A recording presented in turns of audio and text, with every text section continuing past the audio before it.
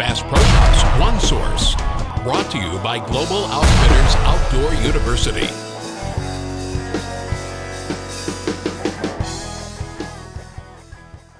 Hello, I'm Jim Martin, and I've got my new turkey gun, the Mossberg 935 semi-automatic. And we're talking about sights. You know, it comes with a factory sight.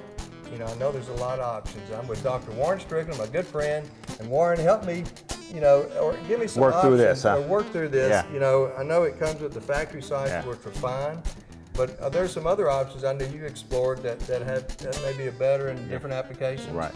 And talk about that with Well, us. first of all, Jim, you're way ahead of the game in that you do have a front and rear sight on here, because the odds are when you pattern your gun, you're going to hit a little low or a little high, a little right, a little left. So you're not going to be, your point of aim and your point of impact is not going to be exactly the same. Now, if you just had a front bead out there, you could compensate, say, well, you know, I'm going to shoot, you know, get a little Kentucky windage, a little high and a little left. But really what you want to do is be able to put that bead right on that bird and pull the trigger, right? So what are you going to do if your gun's a little bit off? You're going to set it up just like you would your rifle, you know, and here you got your front and rear sights. And front and rear sights are great to have, and these are a reasonably good set, but you want to make sure the set of sights that you have on your turkey gun are tough, because you're going to be dragging that gun through brush, you know, you're going to drop it, so you want something that's going to be fairly durable. But front and rear sights are fine, but there are other options as well. My favorite on my 935 is a red dot. And the reason why I like a red dot, first of all, it's quick. You throw it right out there, you're right on the bird, bam. And your gun can be tilted a little bit, or you can even switch to the other hand. Wherever that dot, that's the center of your pattern. Now, when you talk about a red dot, that means when he's looking through this little glass, if you will. That's right. Yeah, the little scope, there's a little red dot? That's right, and that dot is actually looks like it's projected out on the target. Wow. And it's what we refer to as parallax free out to 50 yards. So that dot can be anywhere in that window.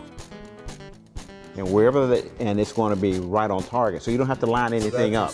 That's the center of the pattern. That's right, when you set it up. So that's good for turkey. Talk about the options, why that's good for turkey. Well, first of all, the nice thing, probably the greatest thing about a red dot, other than it's parallax free, is that your field of view. A scope, you'll lose field of view because you have magnification. These have no magnification.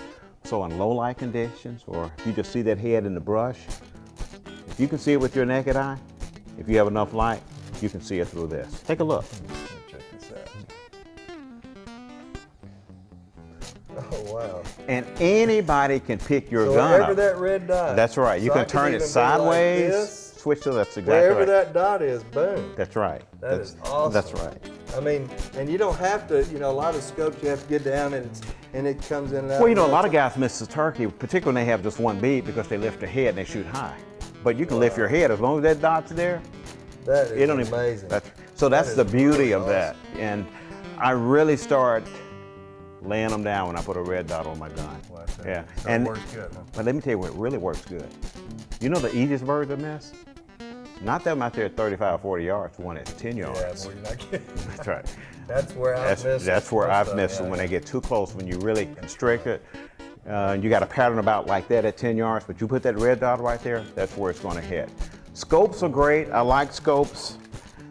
They do a good job as well. The problem with scopes, you have magnification. On a low light condition, you can have a hard time finding your animal or your bird, whatever you're hunting. And another thing about scope is that they're not parallax free. Everything's got to be pretty much lined up. You know, the crosshairs have got to be right there. And You talking about low light, pretty much early morning, late afternoon?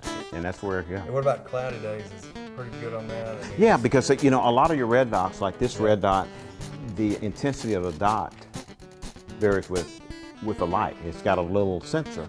So if you have a low light, it's a little brighter.